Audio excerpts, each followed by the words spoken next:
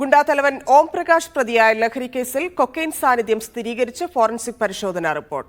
ഓം പ്രകാശ് താമസിച്ചിരുന്ന ആഡംബര ഹോട്ടൽ മുറിയിൽ കൊക്കൈൻ സാന്നിധ്യം കണ്ടെത്തിയെന്നാണ് റിപ്പോർട്ട്. ഫോറൻസിക് റിപ്പോർട്ടിന്റെ അടിസ്ഥാനത്തിൽ ഓം പ്രകാശിന്റെ ജാമ്യം റദ്ദാക്കാൻ അന്വേഷണ സംഘം കോടതിയിൽ അപേക്ഷ നൽകും. ലഹരി പാർട്ടി നടന്നുവെന്ന് സംശയിച്ചിരുന്ന കൊച്ചിയിലെ ആഡംബര ഹോട്ടൽ മുറിയിൽ നിന്നും ശേഖരിച്ച സാമ്പിളുകളുടെ പരിശോധനാ റിപ്പോർട്ടാണ് പുറത്തുവന്നത്. ഫോറൻസിക് പരിശോധനയിൽ കൊക്കൈന്റെ സാന്നിധ്യം സ്ഥിരീകരിച്ചു. ഇതോടെ ഓം പ്രകാശിന്റെ ജാമ്യം റദ്ദാക്കണമെന്ന ആവശ്യം കോടതിയിൽ ഉന്നയിക്കാനാണ് എറണാകുളം ACPയുടെ നേതൃത്വത്തിലുള്ള അന്വേഷണ സംഘത്തിന്റെ തീരുമാനം. ഓം പ്രകാശിനെയും സുഹൃത്ത് ഷിഹാസിനെയും വൈകാതെ പോലീസ് വീണ്ടും ചോദ്യം ചെയ്യും. 20ഓളം പേർ ഓം പ്രകാശിന്റെ സുഹൃത്തുക്കൾ ഒരുക്കിയ ലഹരി പാർട്ടിയിൽ പങ്കെടുത്തിട്ടുണ്ടെന്നാണ് കണ്ടെത്തൽ. ലഹരി പാർട്ടി നടന്നിട്ടില്ലെന്നാണ് ഇവർ ആദ്യഘട്ടത്തിൽ മൊഴി നൽകിയത്. എന്നാൽ ഫോറൻസിക് റിപ്പോർട്ടിന്റെ അടിസ്ഥാനത്തിൽ ഇവരെ വീണ്ടും ചോദ്യം ചെയ്യും. ഇവരിൽ ആരൊക്കെ ലഹരി ഉപയോഗിച്ചുവെന്ന് കണ്ടെത്താനുള്ള ശ്രമത്തിലാണ് അന്വേഷണ സംഘം.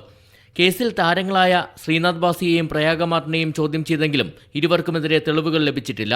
അതിനാൽ ലഹരി പാർട്ടിയിൽ പങ്കെടുത്ത ആളുകളെ വീണ്ടും ചോദ്യം ചെയ്യുന്നതിലൂടെ നിർണായക വിവരങ്ങൾ ലഭിച്ചാൽ മാത്രം താരങ്ങളെ കേന്ദ്രീകരിച്ച് തുടരന്വേഷണം നടത്തിയാൽ മതിയെന്നാണ് നിലവിൽ അന്വേഷണ സംഘത്തിന്റെ തീരുമാനം.